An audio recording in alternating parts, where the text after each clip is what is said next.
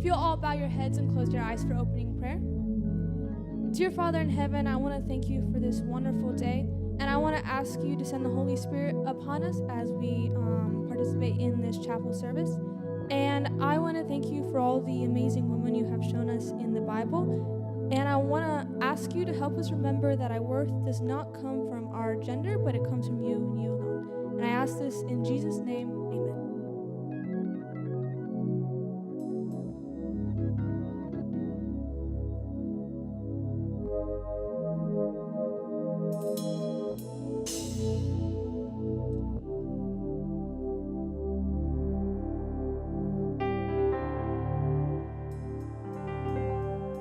Happy Thursday, everyone.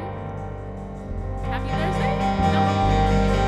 Well, it's another Chapel for Women's History Month, and last week we were blessed by our all-men's praise team, and this week we're switching it up with all of these lovely ladies, and we're going to sing a song just about how amazing God is. So I invite you all to stand, clap with us, sing along, and we're going to lift him up.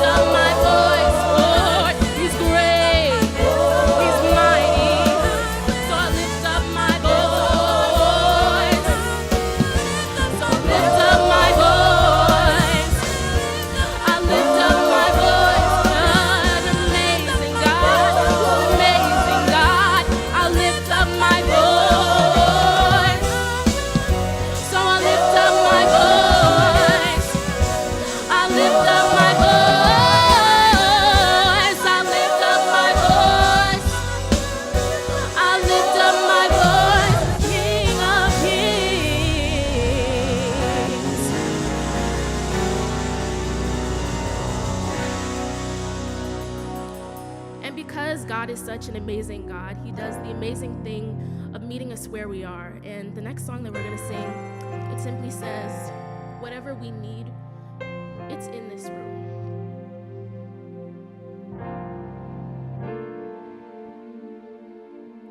I can hear the Lord say, I'm awake, and I've heard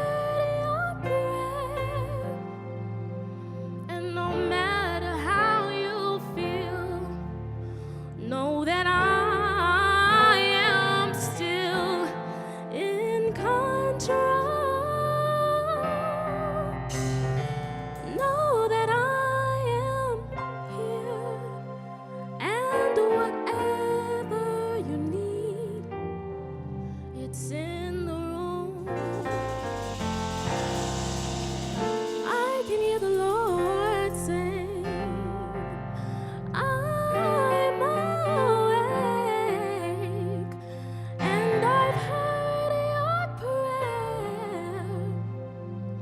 And no matter how you feel, know that I am still in control. Know that I am God, and whatever you need, it's in this room. Whatever you need, whatever you need, whatever you need, it's in this room. Say whatever you need,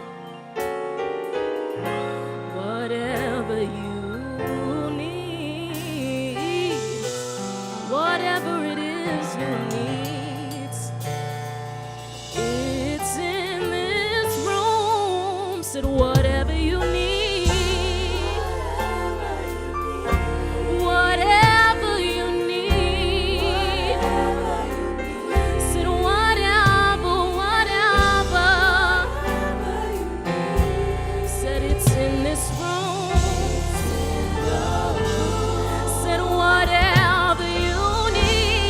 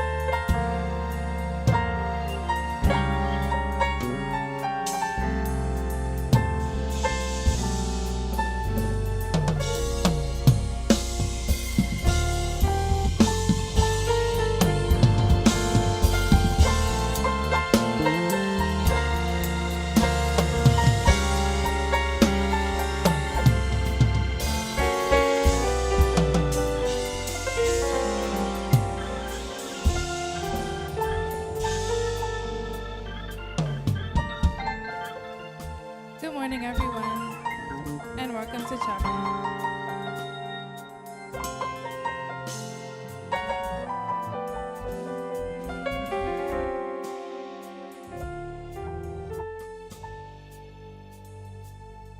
Good morning, everyone, and welcome to chapel.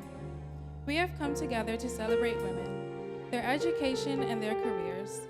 Since it is Social Work Month, we have decided to highlight women in social work. Social workers are people who play essential roles in our society. They are present in our schools, hospitals, military homes, and even therapy sessions. Did you know that most social workers are women? The group of people who dedicate their lives to making a substantial positive impact on the world is mainly composed of women. If that doesn't show how amazing women are, I don't know what does. Before we immerse ourselves in a discussion about the remarkable duality of women, my cohort, Paige Whitaker, will be talking about a woman who was a famous pioneer for social work. Welcome.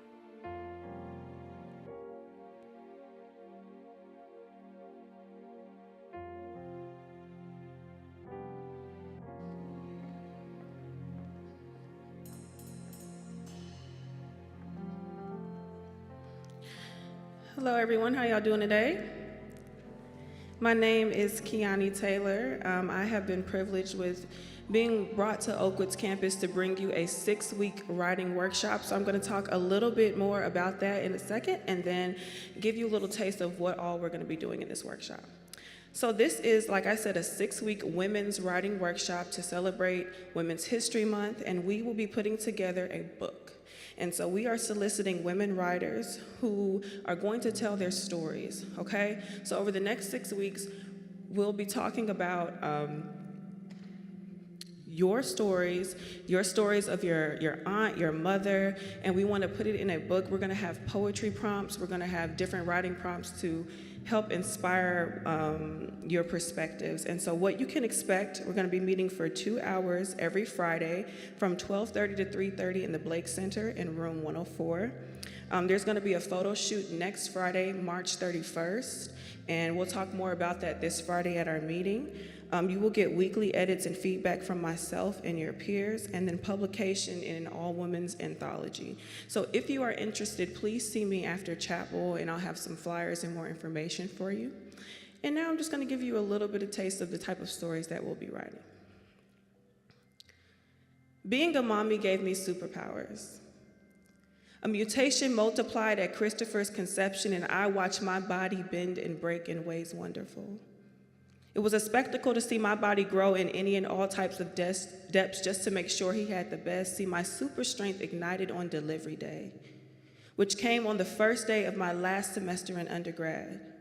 Between 5-minute contractions, my fingers shot into action, and I emailed 4 professors letting them know I was bringing another life into this world.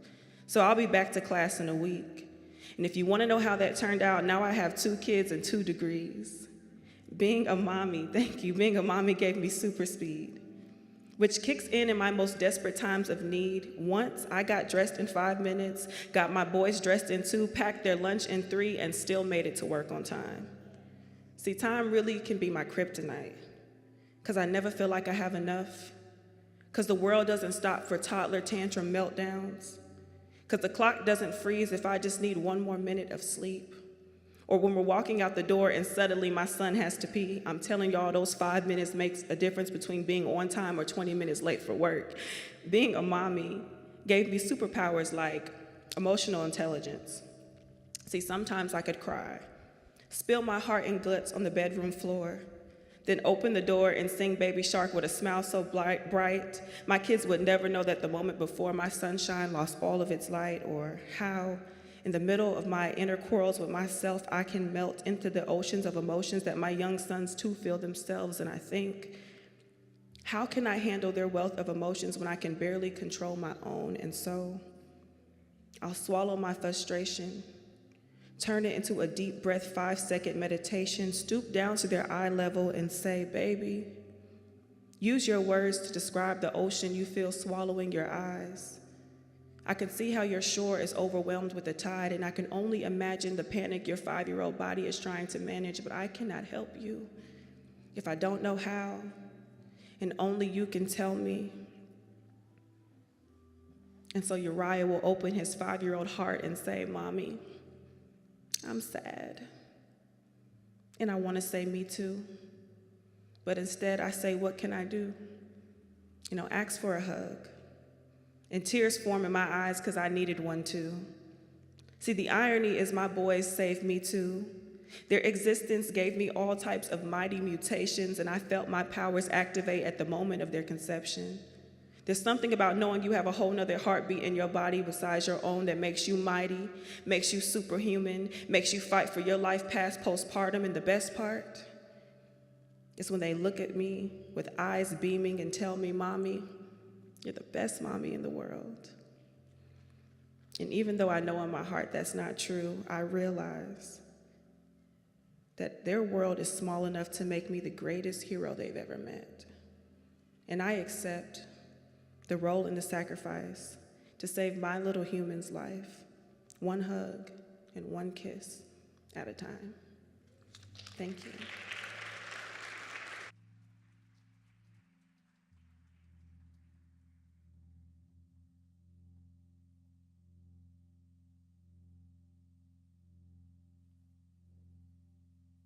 Good morning again.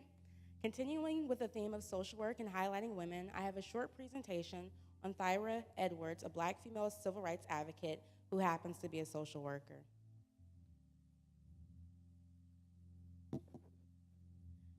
Thyra J. Edwards was a lifelong social worker with a multinational focus on helping the disadvantaged, at-risk populations and women and children.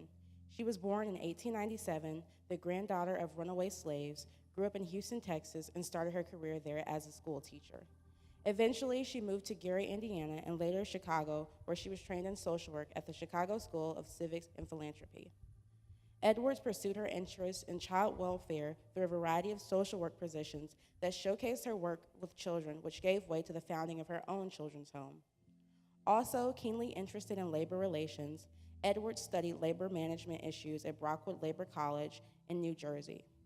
Later, she was employed as a social worker. Edwards would eventually become a world lecturer, journalist, labor organizer, women's rights activist, and civil rights activist, all before her 40th birthday. By 1944, Edwards was heralded as one of the most outstanding Negro women in the world. She had an international approach to social work and viewed her journalistic work, travel seminars, speaking engagements, and union organizing as part of her role as professional in the social work arena. By the end of World War II, she was the executive director of the Congress of American Women. Concerned foremost with the plight of women and children, in 1953, Edwards organized the first Jewish child care program in Rome to assist children who had been victims of the Holocaust.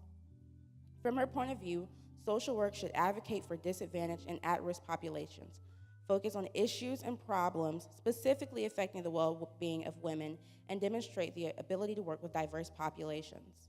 Her views are akin to many principles currently articulated by the Council of Social Work Education. Her work was grounded in what modern socialists call work systems theory. Edwards was one of the first Black American civil rights activists to turn her attention to the struggles of Black people around the world. At the time when the social work profession in the United States believed that Black social workers should only focus on Blacks in America, she advocated for people of all races, nationalities, and ethnicities, and worked internationally until her death in 1953 at age 55.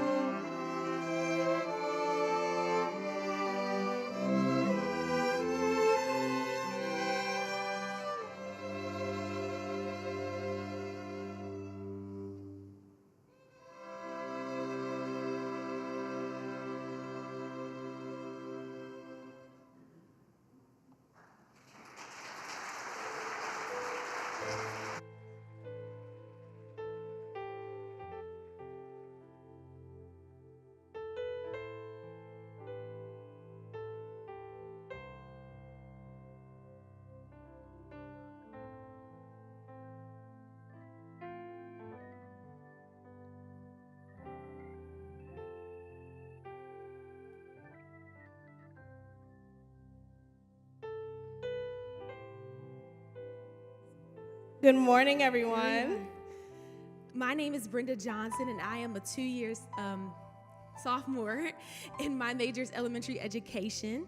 My name is Aaliyah Lambert. I am a fourth-year senior, and my major is health science pre-OT. And we're going to be doing the introduction this morning to our 6 panelists of great women. The first panelist that we have coming up is Marisa Garcia.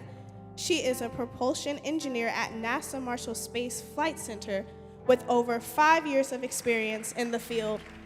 She earned her bachelor's degree and master's degree, both in mechanical engineering from University of Texas at El Paso. In her career, she has worked on a variety of projects, including Space Launch System, RS-25 engines, advancing combustion devices for liquid rocket engine via additive manufacturing, and leading component hot fire testing. In her free time, Marisa enjoys training for half marathons and cuddling with her blue heeler, Sophia.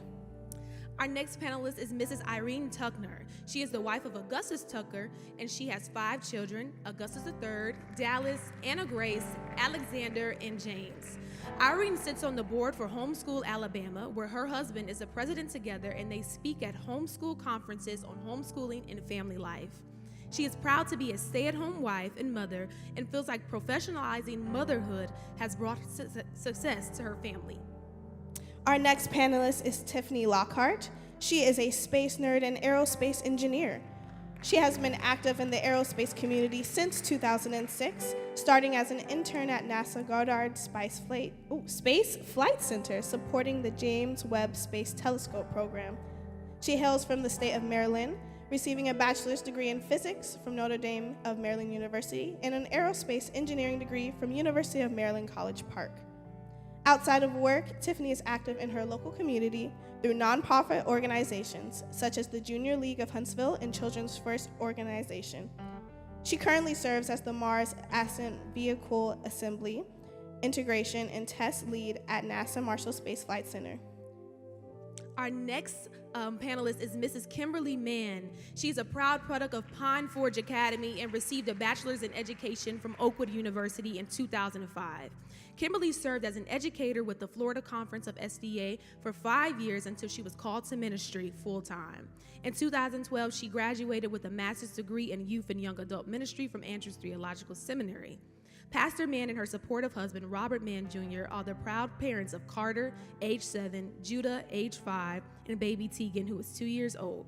Kimberly's greatest joy is authentically embracing the unique calling to share the gospel as a wife, mother, and minister and history maker. And last but not least, we have our last panelist, Audrey Robinson. She has been appointed to the Senior Executive Service position of Chief Counsel at NASA's Marshall Space Flight Center in Huntsville, Alabama. She will lead Marshall's Office of the Chief Counsel, which is responsible for addressing legal and regulatory issues affecting the Marshall Center and its organizations. Born in Montgomery, Alabama, Robinson earned her bachelor's degree in chemistry in 1986 from Oakwood University in Huntsville. She received her master's degree in management in 1989 from the Florida Institute of Technology in Huntsville and her Doctor of Law degree from Emory University School of Law in Atlanta in 1993. She is licensed to practice law in Georgia, Florida, and Alabama. She is a 2000 recipient of NASA's Outstanding Leadership Medal, awarded for sustained contributions and effective leadership that advance the agency's mission and values. In 2004, she received NASA's Exceptional Service Medal, recognized significant and sustained performance characterized by unusual initiative or creativity. She is a graduate of NASA's Senior Executive Service Candidate Development Program, which prepares qualified employees for job openings in NASA's Senior Executive Service, the personnel system covering most top managerial and policy positions in the executive branch of the federal government. And that is going to be our panel for today, and it will be moderated by Ms. Kristen Keel. Thank you.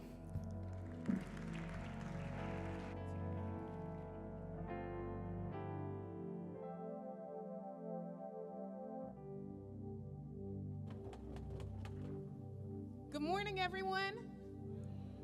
We are so happy to be here, and we're going to go ahead and get started with our panel presentation. The first question I have for the panel is, how did you chart your career path?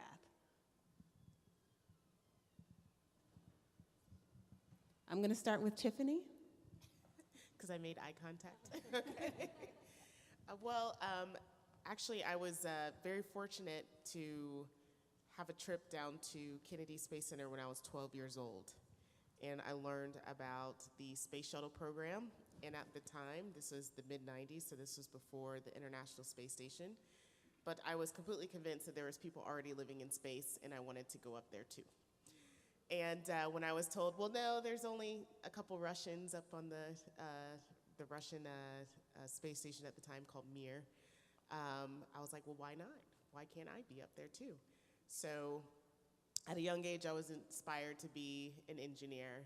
And with the help of my mother and my parents, my dad, who was also an engineer, they helped me get onto a college track at a very young age, starting in middle school.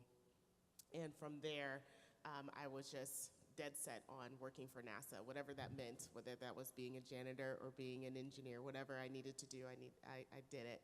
So I went to college, majored in physics and aerospace engineering, and at that time, I was able to get an internship at NASA Goddard Space Flight Center. And it was working on this really cool, new, really big telescope called the James Webb Space Telescope. You guys may have heard of it, but back in the mid-2000s, it was a pipe dream. It was, how are you going to get this really large telescope into space where you have to fold it up like a transformer and then be able to unfold it into space? And I got to be fortunate enough to think about how that would go. And just a couple years ago, get to see it launch, which was just an amazing part. So my career path really started from just being inspired and motivated to want to be part of the space program, and then just following the path of doing well in math, doing well in science, and then pursuing those degrees. Yeah. So my career path was a little bit different than Tiffany's. It was all over the place. So I'm going to talk to those who may not know exactly what you want to do.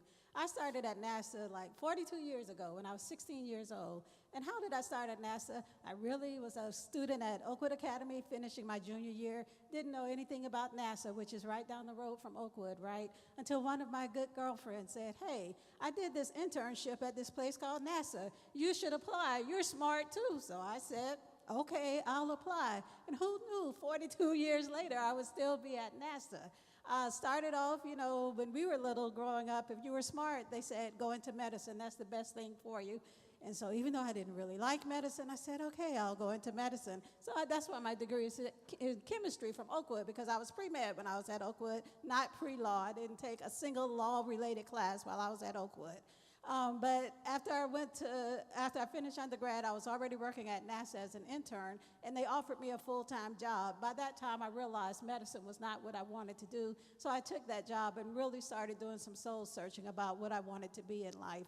And I went all the way back to something I had thought about when I was in high school, which was to be an attorney. And I prayed about it and got lots and lots of advice from people who I respect and admire and trust. And many of them told me, don't leave your good government job, stay at NASA, don't go back to school. But after much prayer and God leading, I went to law school, and then the rest is history. So mine wasn't a straightforward path there. I took a few different turns along the way. I guess I'll go next. Even though I consider myself a professional stay-at-home mom, well, first I want to say thank you to Dr. Pollard for the opportunity to be here, and thanks so much for the beautiful standard of excellence that is here. And I also want to thank Dr. and Mrs. Snell, the pastor of this church, for being the steward of the hearts and minds of these young people. So I did not wake up one morning and decide, I'm gonna be a stay-at-home mom. When I graduated from Oakwood here in '98, I went directly to grad school. And I was a music major, and my master's is in music education. So my first job, I was the music director at St. Joseph's Catholic Church and School right here in Huntsville. And as any good musician knows, your heaviest work hours are the weekends. So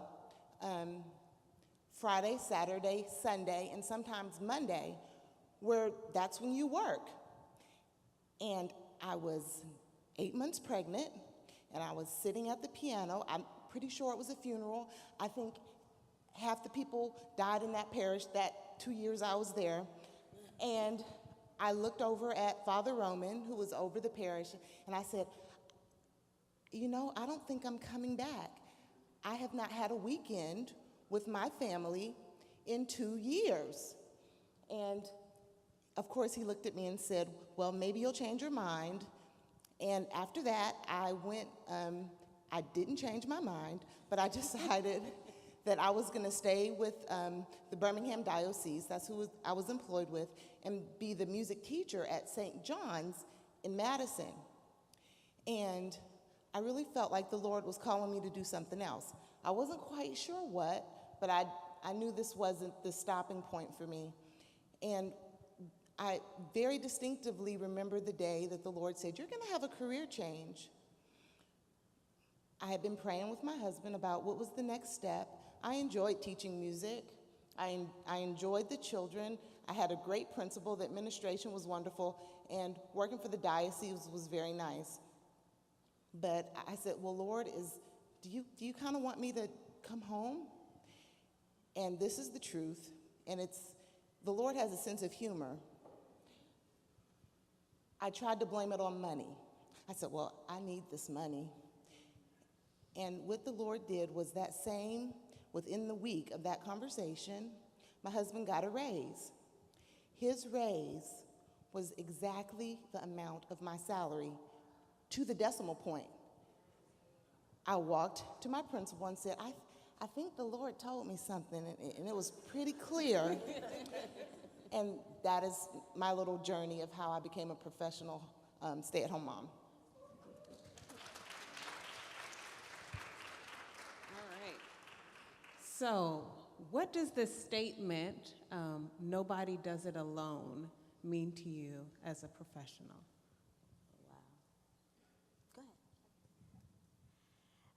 For me,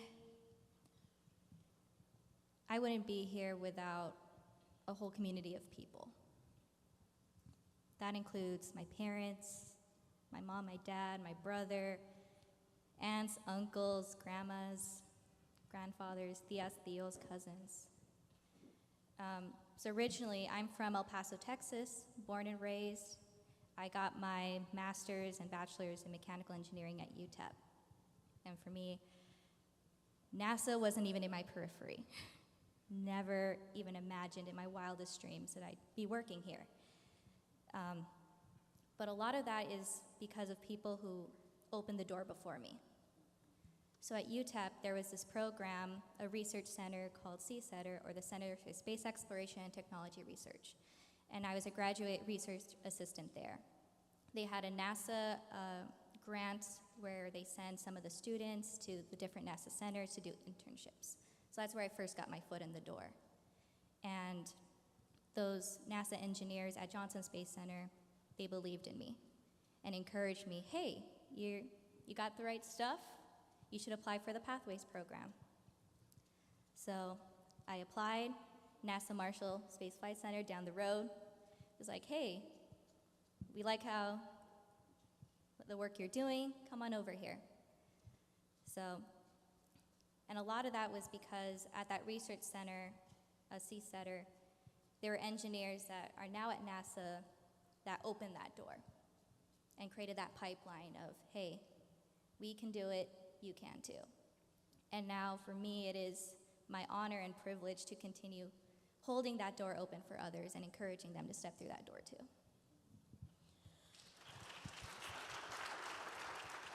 I think for me, stepping into a profession, and I guess you guys can identify as well, that is not typically known for women or seen as desirable for women, I needed men who recognized my need to be, I needed to be at the table. And that was super helpful for me. Just coming into ministry, I did not plan to be a pastor. I did not wake up and say, I want to preach the gospel. It was providential through people recognizing my gifts in me before I was ready to even see them, that began to say, hey, I see you're great with young people. Come help me run this summer program. Hey, you're really good with getting kids together. Come do this mission trip. And through these experiences, I was able to develop a portfolio that set me up to be able to walk in the path of ministry. But even in my everyday experience, I can't stand up here and preach without sometimes as a student watching my babies, or my husband is outside and he's changing diapers. All of this requires village. It requires community. You can do it, but it's much more difficult to do it alone. So I think that it takes a village, or just, you need other people. Has been super providential in my life, because it was a mentor that was like, you need to go to seminary. And I ignored them for almost 3 years. I was like, I'm not going to seminary. But when I finally took that step, I had people along the way who just kept opening doors for me. All right. So I think as we go into summer, a lot of students are wondering how they should spend their summer. So I'm going to ask a two-part question, and feel free to address whichever part of it that speaks to you. How important are internships? And then what is something that you have seen interns not be aware of that they should always remember when they are on the ground in an internship?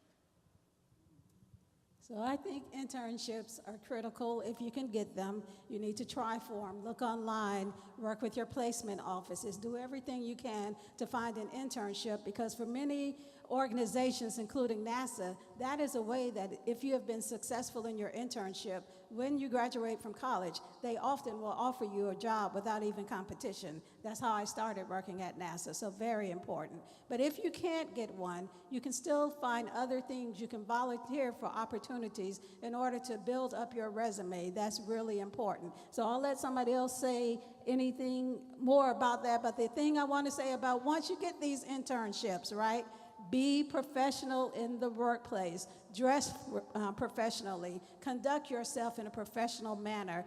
That's going to make a big difference. Be about excellence. Be on time. Take care of your business, and that'll give you a good reputation from the experience that you have as an intern. Another thing, just to kind of build off of what Audrey was saying, is be mindful of the timeline. I did not realize when I was finishing up my freshman year, I was like, okay, now I'm going to apply for internships. Too late. You need to apply for summer internships in the fall of the previous year. So I learned quickly that a lot of the placements aren't made until about January, and then you know where you're going to go that summer. So whatever company, whatever industry that you want to go into, be mindful of the timeline and start looking for those internships as soon as possible at the beginning of the fall semester, because that's when a lot of the applications will be open. And a lot of those opportunities will close either around the holidays or the first part of the year. So just be very mindful. Also, be very open to where you want to go. For me, I was very dead set on working for NASA. So I only applied to NASA. I didn't apply to all the other aerospace companies that were around, or even outside of aerospace. I didn't apply to any of the tech companies. And I could have still gained just as much experience, even if it wasn't in aerospace or at NASA, by working at those companies. I actually got a lot of really good work experience working at the public library, because I learned how to work with the general public, and I learned how to interact so that my social skills were a little bit better than my engineering brethren. When I started my internship, I knew how to interact with folks a little bit better. But at the same time, I still worked a couple of different jobs. It was, in particular, even though I was interning at NASA, I was also a bus driver at the University of Maryland.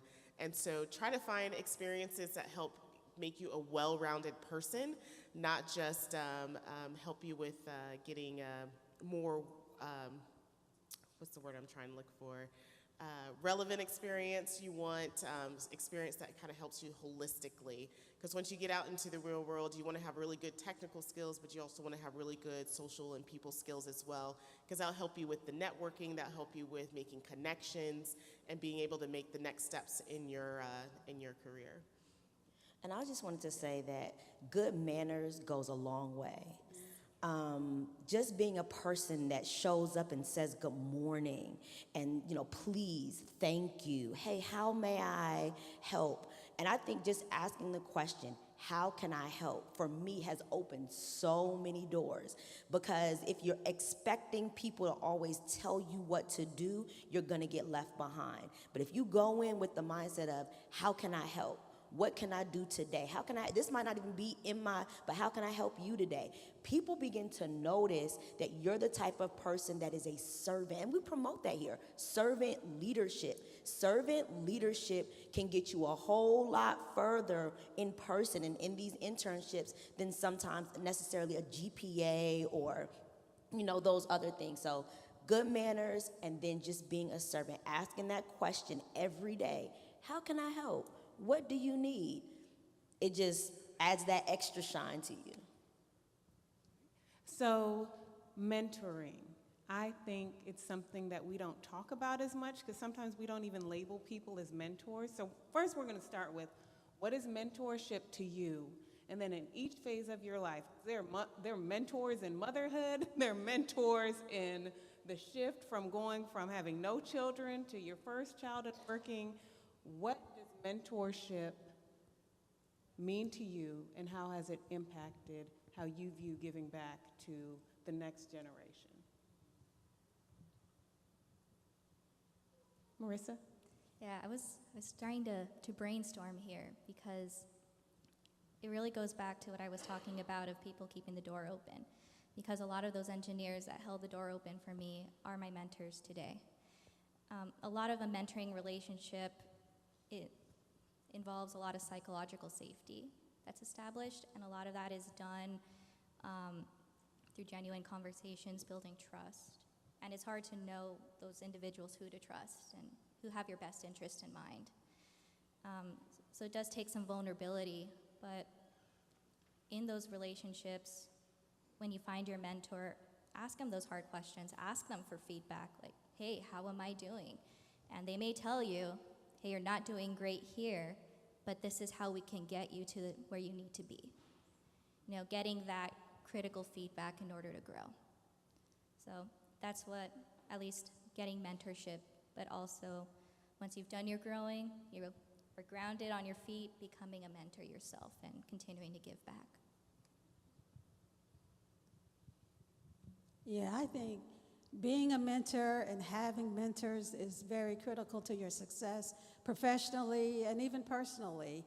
I've had great mentors, and they've told me some hard truths, like when I messed up or when they watched me do something and they're like, you could do that better, you were not prepared, whatever it is.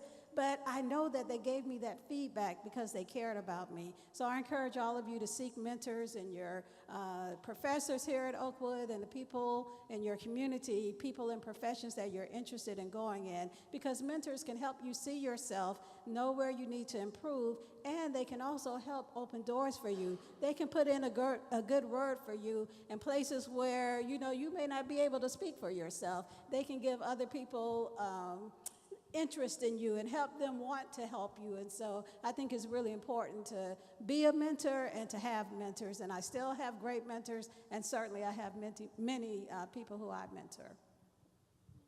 And I think what you said is so important. You need mentors because you need people to advocate for you in rooms that you can't yet get into.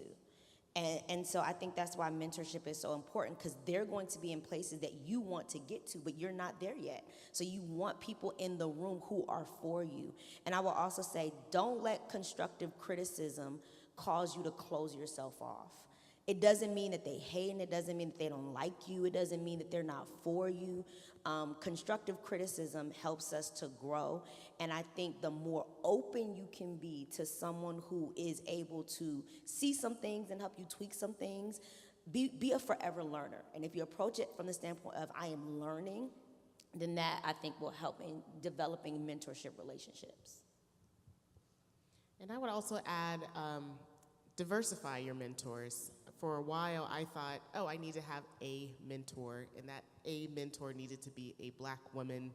That was where I wanted to be. And that's a good mentor of one, but I needed to have multiple mentors. I needed to have mentors that reflected where I wanted to be technically, mentors that reflected where I wanted to be, say, personally. So I consider my girlfriends mentors in a way. I have peers. I even have mentors that are younger than me because they're a little bit more fearless. And so how did you get that opportunity? And I can learn just as much from them as they can learn from me. And then I looked for mentors that also reflect where I want to be in my personal life. So I'm transitioning from having no children to now I'm a foster mom. So I look for mentors that are in the foster community and how do they balance that work life and still be able to make career strides while also making sure that you have a nice, safe home for the children in the community. So it's good to have multiple mentors that reflect different aspects of your life so that you can have a big perspective on where it is that you would like to go. Well, I think we are running up on our time limit, so I just wanted to thank you all for coming and imparting this advice. If there's anything that you all did not have answered, but you would like to get an answer, please feel free to approach any of the panelists so that you can make contact and ask those questions. It's good to ask questions. Never be the person who I wondered that, but I didn't take the opportunity to ask. So thank you all. And before we go, I would like for Ms. Lockett to talk a little bit about a fellowship that she is a co-founder of that some of you all may be interested in the next cycle. Yes, so a couple of years ago, I got the privilege of co-founding the Patty Grace Smith Fellowship. It's dedicated to bringing Black excellence into aerospace. Our main mission is to find young students that are interested in the aerospace industry, partner them with an executive and peer mentor, as well as provide an internship at many of the public and private aerospace companies around the country. So over the past couple of years, we have been able to place over 80 students at companies like Blue Origin and SpaceX, Northrop Grumman and Lockheed Martin for about a 10-week internship each summer. And also give them a peer group and an environment of networking. Because when I was at University of Maryland, I was one of 2 Black students in the aerospace engineering program, and I just didn't realize that there was many of us out there in the industry. We just were all dispersed across the country, and this is a chance for us to actually connect them so that they can start a network amongst themselves and then start feeding into them. And so we provide monthly mentoring sessions where we teach them about how to get ready for their internship. We provide a scholarship of about $2,500 that they can use to either help with relocation for their program or buy a computer or whatever resource that they need.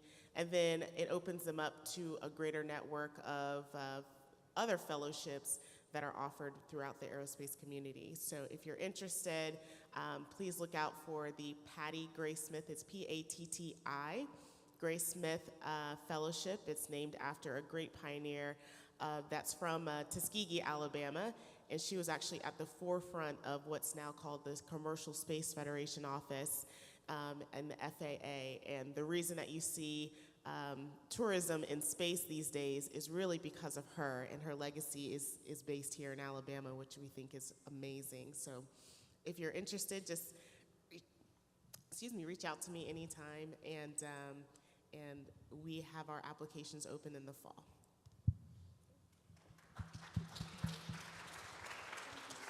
Panel. As a panel, I would like, when you see 6 phenomenal women standing on stage or sitting on stage, we have to bring them together so the camera can capture them together. Ladies, thank you so much for your time. Our students will be thanking you in just a minute, but can we get you a little closer so we can get you on camera? Thanks to our moderator, Attorney Keel, Senior Counsel at NASA. Thanks, Dr. Audrey, Robinson, who has done leadership workshops for our executive team here at Oakwood, the chief counsel at the Marshall Space Flight Center. Team, you are phenomenal. You brought your gifts, you gave them to the students, you shared knowledge, and it will make all the difference in their career path. Our students will now thank you, but if you could look over here into the camera or that one, they're capturing you, phenomenal women.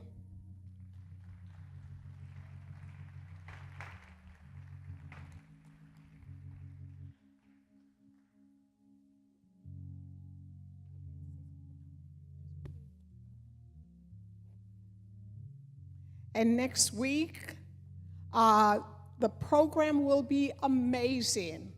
This stage will be decorated. It will be another phenomenal program. We also want to remind you, ladies, if you have not signed up for the Young Women's Luncheon next week, you want to make sure to do that. Our effervescent coordinator for the Annanite Women's Leadership Center is not here today, so I'm representing Mrs. Adrienne Reed. Let's give Mrs. Reed a hand for organizing this panel today. Thank you, ladies.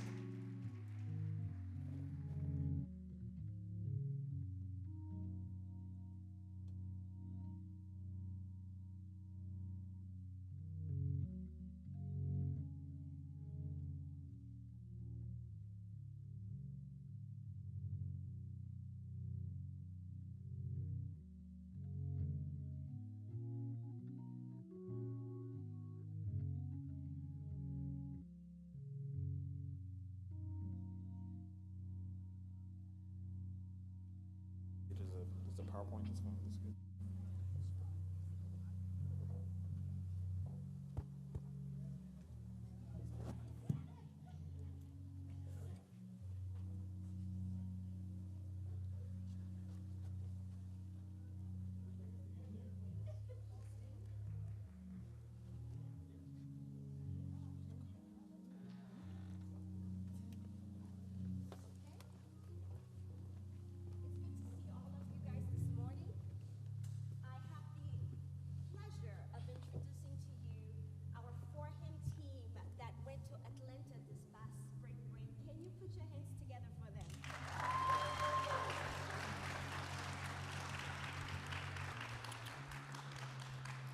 That's good.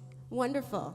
So while so many of us were out on spring break, they dedicated their time to serve the community of Atlanta. And they went from different pantries and areas and did some evangelistic work in the area. And one of the things that they also did was an empowerment program for some schools in the community. And today they'll be presenting to you a very small skit on my worth. So I am going to simply ask them for their names and their major, and right after that, they'll go ahead and present to you this beautiful skit. So let's begin with Frederick. So my name is Frederick, and I am a computer science major.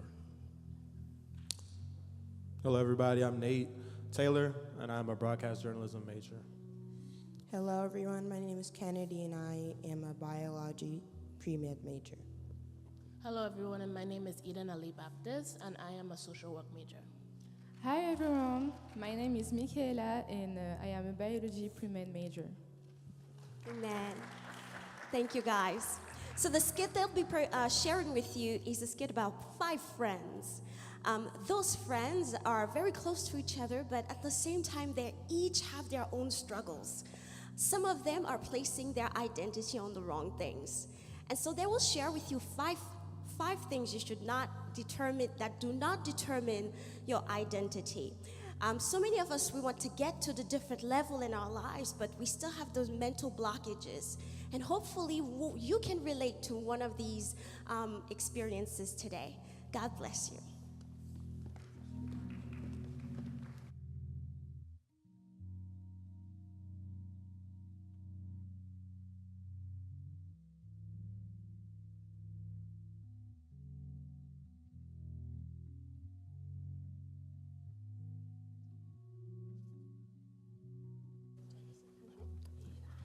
right. Let me change the grade for test. What? F? F? Another F? No way. Not. Free F. Wow. What? Free F?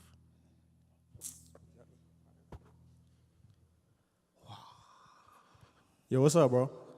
Yo, what's up? You good? Not really. I just got 3F in the class. 3 Fs? 3F. Man. 3. I'm just gonna fail. Like, I'm really a failure, bro. Nah. Hey, Yeah, I don't bro, know what- don't say that, man. You're not a failure, bro. Yeah, I am, bro. Yeah, what am I gonna do? Just got 3F. I'm gonna fail the class. All right, look. Think about it this way, bro. Yo, God made you for a better purpose, bro. Don't base your self-worth off of 3 Fs, man. God didn't base your self-worth off of your grades and your success, bro. You got me? Yeah. Got you, bro. Thank you. Hey guys, how are you? Oh, I'm good. How you doing? Hey babe, how are you? I'm fine right now. Yo, man, everybody's getting cuffed up but me, man. Everybody's in a relationship. I'm the only one that's single out here. Everybody's getting cuffed up but me, man. You know, I'm worthless, man. I don't even know why I'm here. Hey Nate, you shouldn't say that about yourself. It's okay that you're not in a relationship right now because God has a plan for you and He will find you the right person. You know what, Kennedy, I can get with that. I appreciate that. Who's that? Wow, guess who it was? Who? My friend who betrayed me. No. Wow. Is everything okay over here? No. No, what happened? Look who just called me. Oh no. Well, guess what? You may have a friend who betrayed you, but guess what? Your Father in heaven will never ever betray you. Plus, you have good friends right here. So forget her.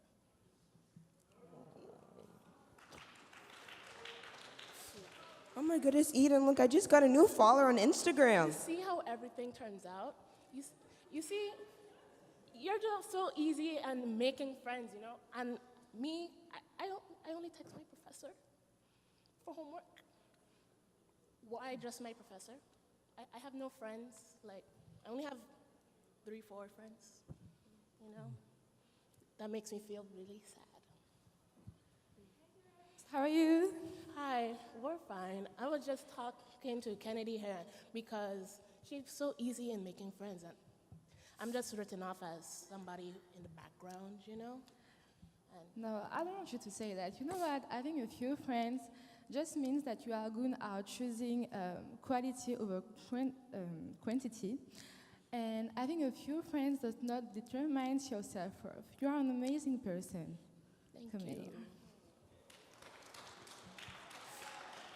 By the way, you look snatched today. Like, you look so pretty. No, stop lying to me. I don't look good at all. You know what? I'm trying to look like Coco Jones, but as you can see, I'm not there yet. Okay, so let me stop you here. How can you say that? Because you're my sister. It's not possible that you cannot be beautiful. No, you are saying that just because I'm your sister. No, okay? You're beautiful in your own way, okay? Do not let your appearance determine your self-worth. Thank you, brother. Don't say that ever again. Okay. Group hug, everyone. Come in. Group hug, y'all. Group hug. This entire interaction just reminded me that God determines our worth. God determines your worth. Amen. So we thank you guys for your attention, and we hope that you really, really remember that God determines your worth and nothing else. We pray for success and beautiful things in your lives, but remember, with God, all things are possible. God bless you. Oh, I have some announcements to make. We have a Women's Week of Prayer coming up soon. It's starting on Monday night, and so you may have seen the flyers going around on your Instagram, around your emails, and perhaps being displayed in your dorms. So make sure that you are there this week. It's designed especially for you to be able to connect and really know what God wants for you as you enter this summer or as you're making plans for your future. We also want to remind you about the Guatemala trip that's coming up very soon. Please, we want as many of you to be participants of this. If you want to be like these students who are going and having impact in their community, sharing the gospel and sharing powerful words with young people, you're inviting to do that internationally. And then we also have ministry opportunities that are open. Please follow us on OUOSLM on Instagram, or you can come by our office to learn more. Thank you.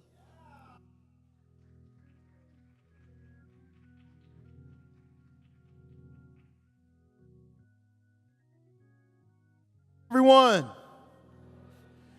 Good morning, everyone. Good morning. I'm here with the Religious Vice, Sam Brand, and we're going to talk to you about our Life Course Survey, which is up on D2L.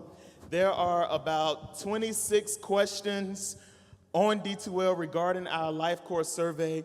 Today, we're going to do a pop-up shop with ice cream at the Blake Center, and this will be the first event of several events that will take place. So we encourage you all to please take the Life Core survey today.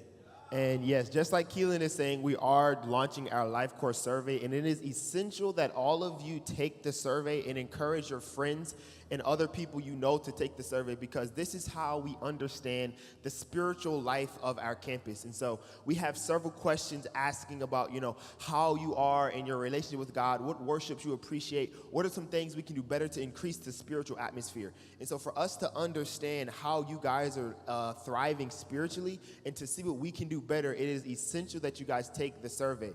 And also at these various events, we are going to give away prizes. And so just keep your eyes and ears in tune, because if you take the survey, you will be entered into a drawing to receive some awesome prizes. Thank you.